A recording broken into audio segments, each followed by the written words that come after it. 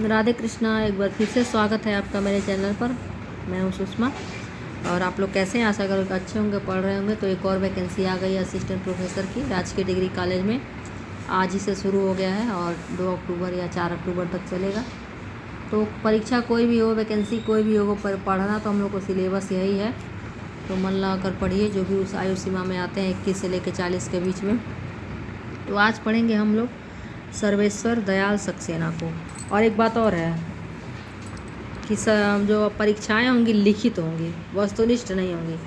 तो लिखित परीक्षा देने के लिए किताबें पढ़नी होंगी। सिर्फ बहुविकल्पीय प्रश्नों को देखने से और क्वेश्चन पेपर पढ़ने से, क्वेश्चन हल करने से काम नहीं चलने वाला है। वस्तुनिष्ठ पढ़ना होगा, किताबों को पढ़ना होगा, उत्तरों को समझ के लिखना होगा। जैसे कि हम लोग बीए और एमए में उत्तरों को लिखते थे, लेकिन वो उसमें उतनी गुणवत्ता नहीं होती जितना अब होगा। परीक्षाओं में सही लिखेंगे तभी नंबर मिलेगा। लिखित परीक्षा होगी, जैसे कि असिस्टेंट प्रोफेसर हरियाणा का भी मेंस जो है लिखित होगा, वैसे ही अब ये जो परीक्षा होने वाली है लिखित परीक्षा होगी। उत्तर प्रदेश के प्रोफेसर की वैकेंसी आज आई है, तो इसलिए किताबें पढ़ना सीखिए और मन लगाकर पढ़िए। ज़्यादा उछल कूद करने से और बहुत ज़्यादा क्वेश्चन हल करने से, चाहे बहुत ज़्यादा कोचिंग के भरोसे रहने से कोई फ़ायदा होने वाला नहीं है, जब तक कि किताबें नहीं पढ़ेंगे और खुद से अपने नोट्स नहीं बनाएंगे। तो इसी कड़ी में आइए पढ़ते हैं सर्वेश्वर दयाल सक्सेना 1927 से 1983। सर्वेश्वर दयाल ने अपने को किसी दल विशेष, राजनीतिक दल विशेष से स्पष्टता बांधा नहीं है। इसका अर्थ नहीं है कि वे दल विशेष के विरुद्ध नहीं है। काठ की घंटियाँ में संग्रहित एक कविता, कॉफ़ी हाउस में एक मेलोड्रामा दल विशेष के विरुद्ध लिखी गई है। बचो उनसे बचो जो मुर्दा हाथ गिनकर युग निर्माण की घोषणा कर रहे हैं। बचो उनसे बचो जो लकड़ी की टांगों पर दौड़कर मानव प्रगति का इतिहास लिखने में लगे हैं। इसकी व्याख्या आवश्यक नहीं है। यूँ उन्होंने किसान, मजदूर, जीवन तथा व्यवस्था के विरोध में बहुत से कविताएं लिखी हैं। काठ की घंटियाँ, बांस का पुल, एक सोनी नाव, गर्म हवाएं, कुआनो नदी, जंगल का दर्द और खूंटियों पर टंगे लोग उनके काव्य संग्रह हैं।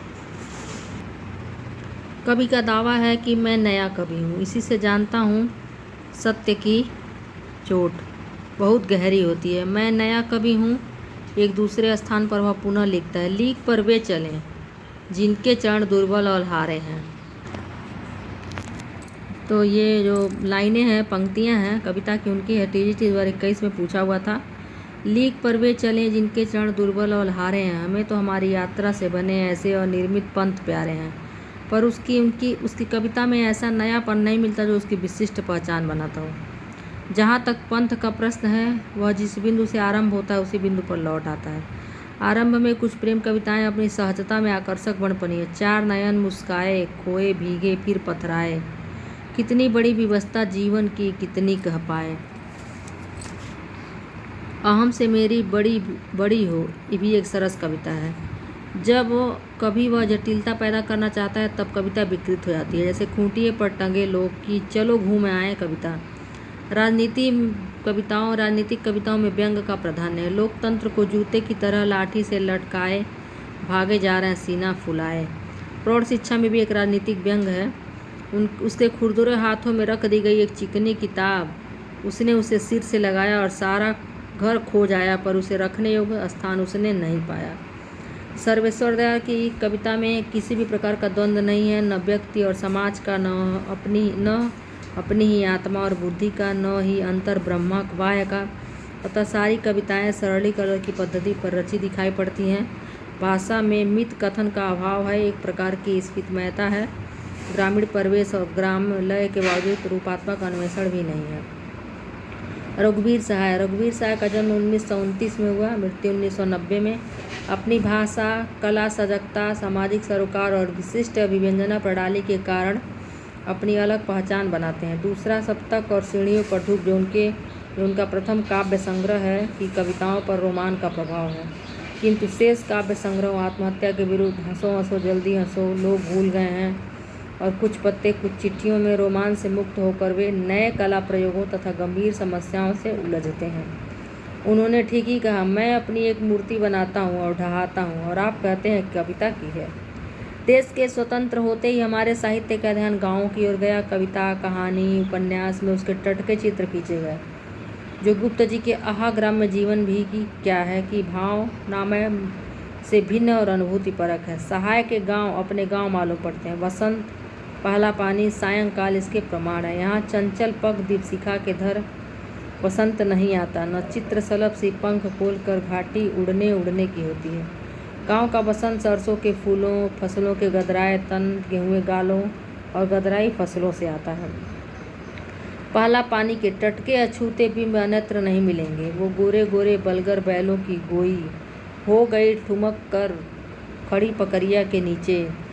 और सायंकाल आगे आगे गोरू जिनकी चिकनी पीठों पर साँझ बिछल कर चमक रही। सीढ़ियों पर धूप में एक अनाहत जिजीविसा, मध्यम वर्गीय जीवन का दबाव और लोकतंत्र की विडंबनाएं विचित्र हैं। आत्महत्या के विरुद्ध 1967 में प्रकाशित होने पर वे महत्वपूर्ण कवि के रूप में प्रतिष्ठित होते हैं। यह संग्रह जीवन में होने वाली आत्महत्याओं के विरुद्ध नहीं है, बल्कि साहित्य की हत्या करने वाले वीटनिकों और अकविताओं के विरुद्ध भी है।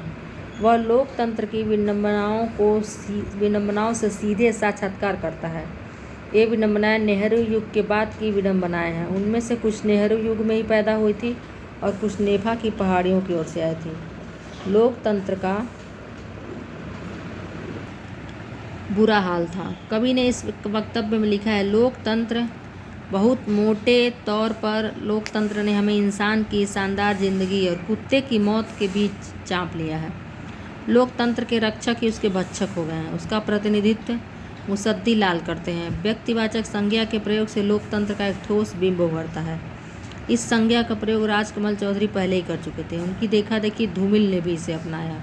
मुसद्दी लाल ने नेहरू युग के औजारों की मरी हुई चूड़ियों का